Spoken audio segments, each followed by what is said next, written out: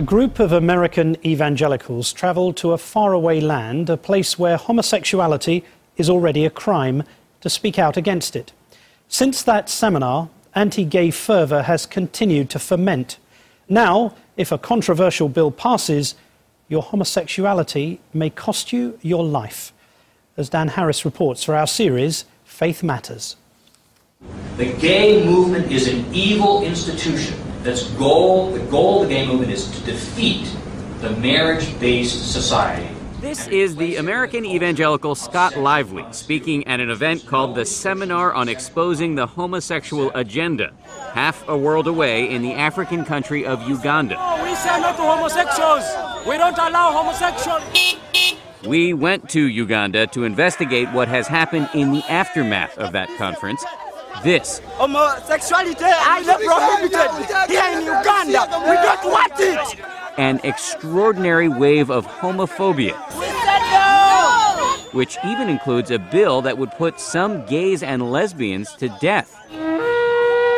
The bill is supported by one of the country's most popular pastors, Martin Ssemba, who helped host that conference with the American evangelicals. Africans unite against sodomy. Hello. And is a one-time friend of the American megachurch pastor Rick Warren.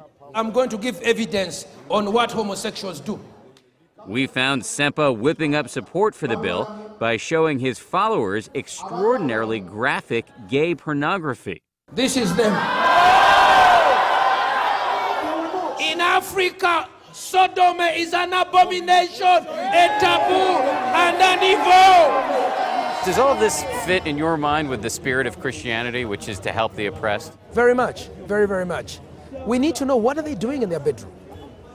And you cannot make comments out of ignorance. The problem is the absence of shock. You know, you look at the same thing, Dan, you're not shocked. You could play porn between men and women and shock people too, but it's not done very frequently. Sure. Anal activity, anything having to do with eating of poop. Heterosexuals do not eat poop. It's the same way. If you have sex with a dog, sex with a cow, that's evil. They start off by touching each other's genitals and smelling each other. Critics say this extreme anti-gay fervor is in part the result of a concerted campaign by American Christians to export our culture wars to Africa, a campaign that reached a crescendo at that conference we told you about. Even though probably the majority of homosexuals are not oriented toward young people, there's a significant number that are.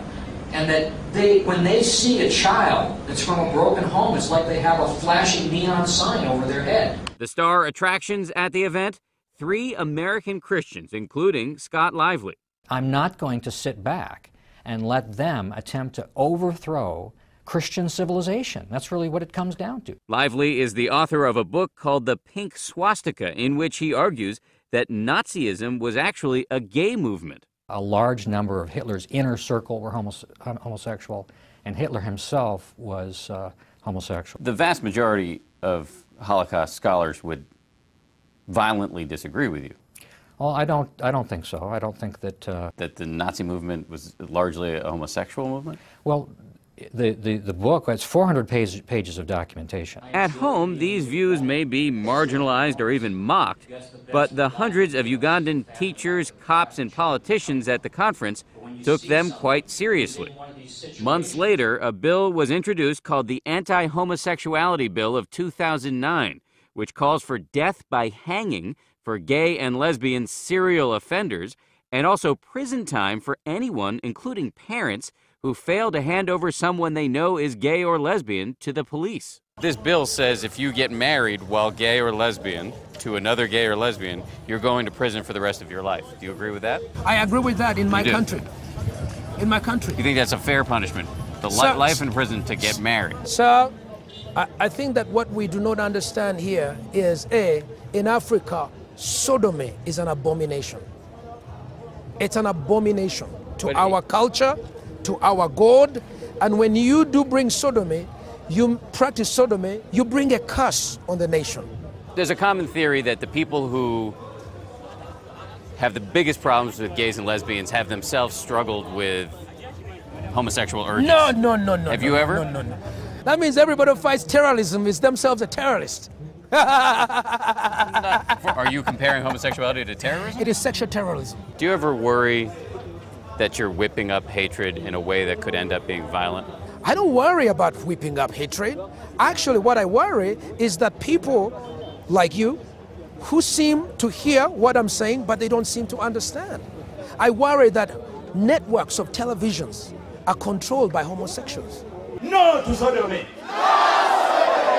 Even though backers of the bill now insist they only want to execute homosexual pedophiles, governments all over the world are up in arms. President Obama denounced the bill as odious. And the American evangelicals who spoke at that event in Uganda are now rushing to distance themselves from the bill. They claim they had no idea it was coming and deny any responsibility for it. You said before that you had no idea that your time in Uganda would be followed by such a draconian, tough law.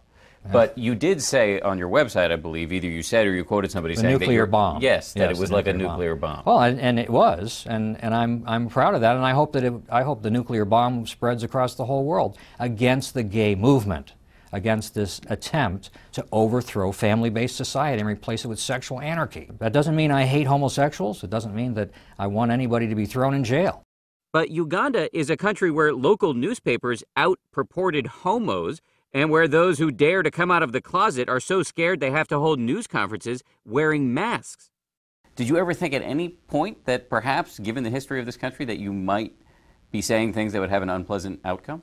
Do you think that these people did not already have an opinion against homosexuality, a strong opinion? It's incredibly racist. It's the colonial mindset all over again. An argument echoed by the main proponents of the bill in Uganda. It's offensive to me.